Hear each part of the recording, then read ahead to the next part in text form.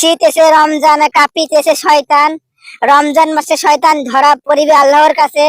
মানুষ রূপে শয়তান ফিরিয়া আসিবে। হাট বাজারে ঘুরিয়া দেখিবে, কত মানুষ রোজা নাহি থাকিবে।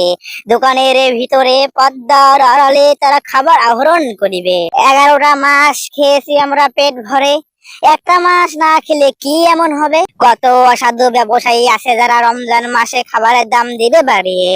সমাজ ব্যবস্থা এমন হয়ে গেছে, যদি শুনে কাল কিয়ামত, আজকেই কাফনের দাম দিবে ডাবল করিয়ে। সব প্রিয় দর্শক, সামনে রমজান, আমরা নিয়ত করিব 30টা রোজায় রাখিব, 5 ওয়াক্ত নামাজ পড়িব, ইসলাম মেনে চলবো। তো এখানে থামুকগা, সামনে যাউগা।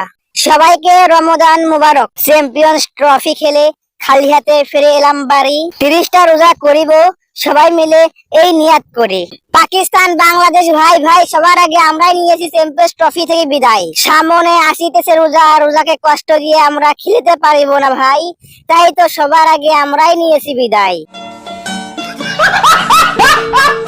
বাংলাদেশের যে অবস্থা, রমজান মাস আসিলে বাংলাদেশের ব্যবসায়ীদের পণ্যের দাম যায় বাড়িয়া। এটাই বাংলাদেশের রীতিনীতি। তাই ব্যবসায়ীদের বলি, পণ্যের দাম না বাড়াইয়া দাও একটু কমাইয়া, যেন মধ্যবিত্ত নিম্নবিত্তরা খাইতে পারে।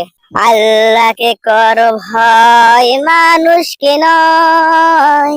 আমাদের দেশে অনেক রোজাদার আছে, ইফতারের পরে নিশা পানি করে।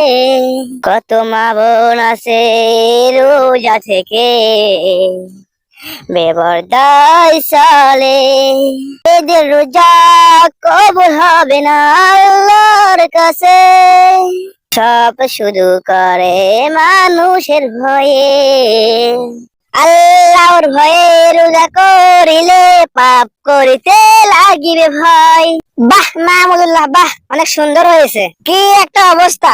রমজান মাস এসেছে, ঢাকা প্রিমিয়ার লিগ ডিপিএল শুরু হয়েছে। এটা বাংলাদেশ, এখানে সবকিছু সম্ভব। আচ্ছা বাদ দাও, রমজান মাসে বেশি কথা না বলে দেখা হবে পরবর্তী ভিডিওতে। তো গাইস, চ্যাম্পিয়ন্স ট্রফির সেমিফাইনালে একদিকে খেলবেন ইন্ডিয়া ও অস্ট্রেলিয়া, আর একদিকে খেলবেন সাউথ আফ্রিকা নিউজিল্যান্ড। আপনারা কমেন্ট বক্সে তাড়াতাড়ি বলে যান ফাইনালে কোন দুটি দল খেলবে। তো আজকে পর্যন্তই, দেখা হবে চ্যাম্পিয়ন্স ট্রফি ফাইনালে কোন কোন দল খেলবে সেই ভিডিও নিয়ে। সবাই ভালো থাকবেন, সুস্থ থাকবেন।